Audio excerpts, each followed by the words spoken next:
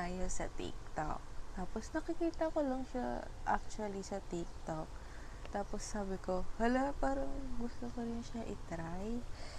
Ito siya, ano lang siya, 278 pesos. Meron ka ng lash, leaf, and tint. Ganyan yung itsura niya. Tapos, gagawin natin siya ngayon, magdi-DIY tayo. Sana maganda yung kalabasan sa atin. So, let's go! Nga pala, hindi ko pa siya nabubuksan. Sealed pa siya. Bubuksan. Kakarating lang ito nung nakaraan. Tapos, ngayon lang natin siya itatry. Kasi ngayon lang tayo may free time. Ayan.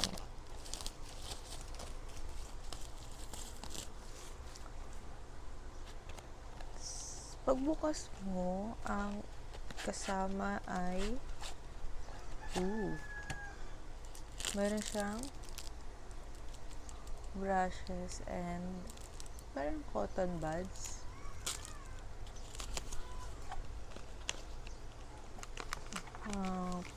Siguro ito yung mga pandikit.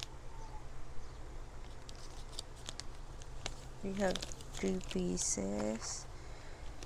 Meron tayong leaf pads, ay clean tool. Merong lash tint dalawa. May perm. Merong fixation, nutrition, cleansing, and lash glue. So, ayan siya. Ang unang gagawin natin ay tatanggalin natin yung ating salamin. Ayan. Tapos, kikens daw muna natin yung ganda natin. Gamit yung number 4.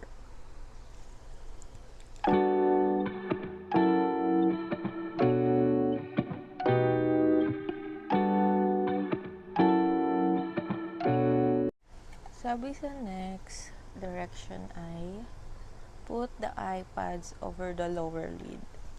So, open natin siya. May expiration siya nakalagay, oh. It says expiration 2027 January 1.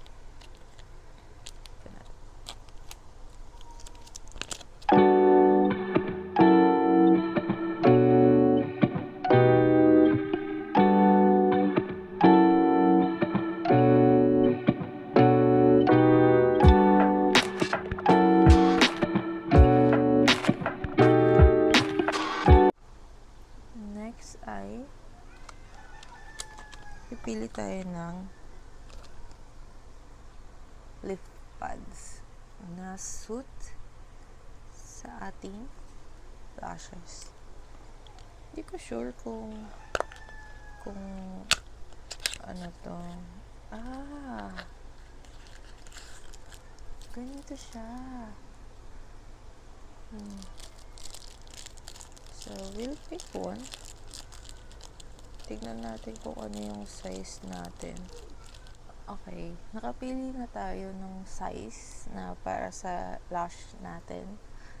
And then, ito lang sa akin lang, gusto ko muna siyang i-curler bago ako magsimula. So, para may instant volume lang siya. I-curl muna natin yung lashes natin.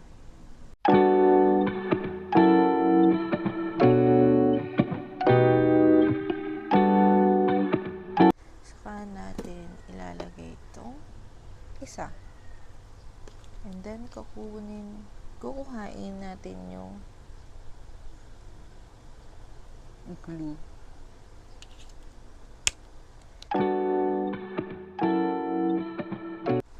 Ang sabi dito, apply the glue to the back of the lash leaf pads, wait for 20 seconds, then put them on your eyelids as close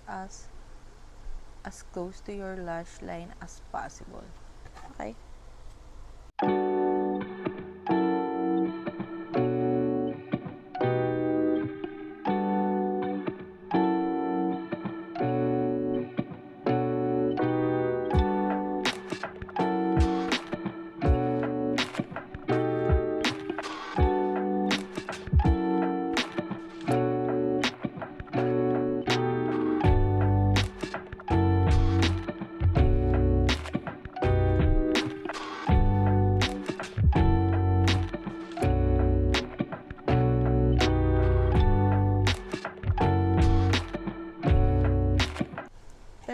palang nakalagay dito na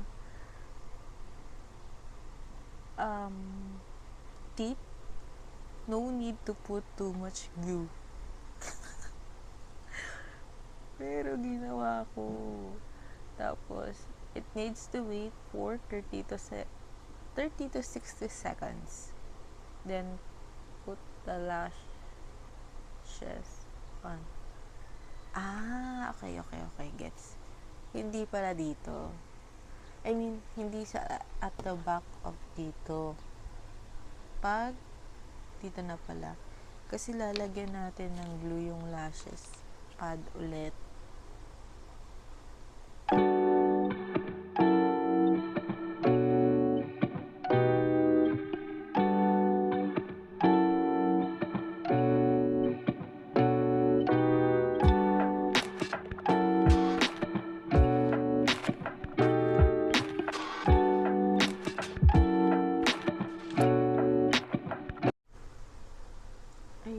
Bali, ganito siya.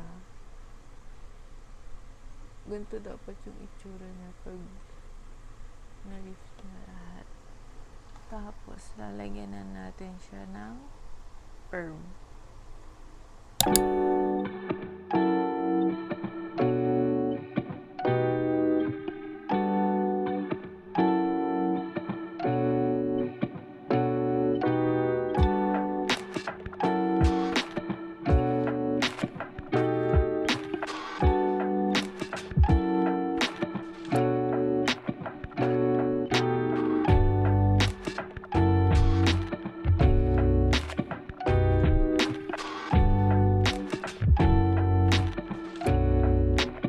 Natapos na natin yung 15 minutes dito sa lash natin timer. And then yung next natin sa perm is yung fixation. Ayan. Diba? Ayan.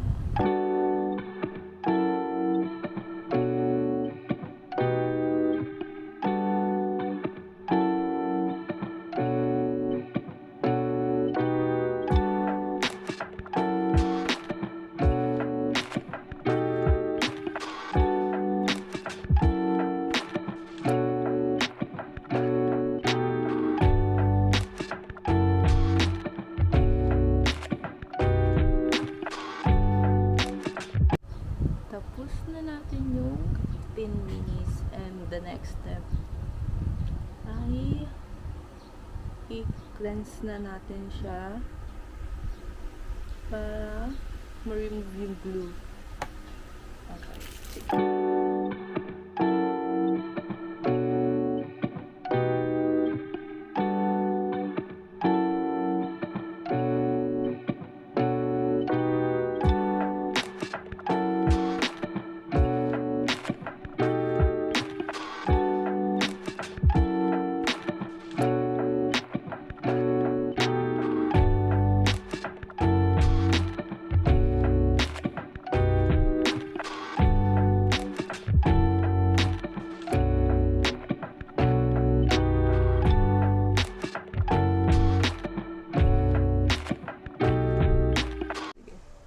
Feeling ko kailangan ko nang tanggalin to. Kasi tapos naman na. Ayan. Tapos, clean lang natin yung iba.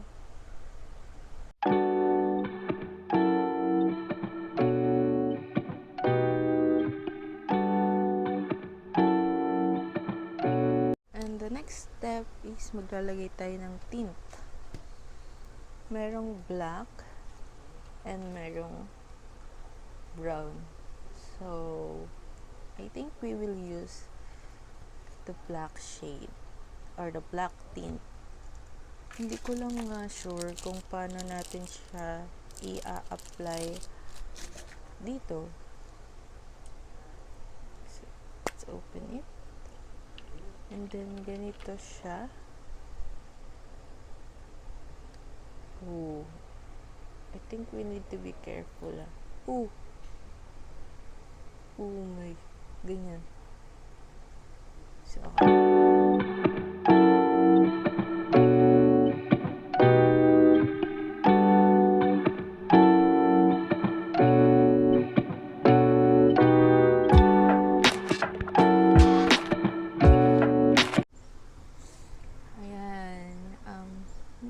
yung camera natin.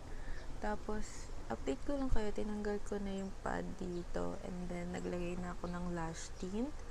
As you can see, the difference is medyo alive yung isa kong mata kaysa sa kabilang kong mata. Tapos, i-zoom ko na lang din para makita nyo. Ganyan siya. Ganyan siya. Tapos, yung kabila is wala pa rin ako nilalagay na kahit ano. Update ko kayo guys after 30 minutes kasi 30 minutes natin siyang ibababad. So, ayun guys. I'm back. Nag-timer lang ako. Nag-timer ako ng 30 minutes. And then, ayan na, sakto. Tapos na. And while waiting, ginagawa ko na yung sa left eye lashes ko. And then, ito, since tapos na, gagamit na lang tayo ng cotton buds. And then, kukunin natin yung cleanser. Nag-iba yung lighting ko kasi lowbat na din yung ginagamit kong light. So, yan. Didip lang natin siya dito. And then, cleanse na.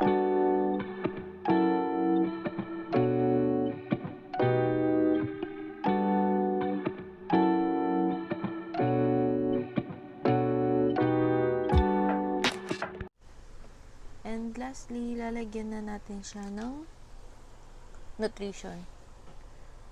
Ayan na yung last step natin.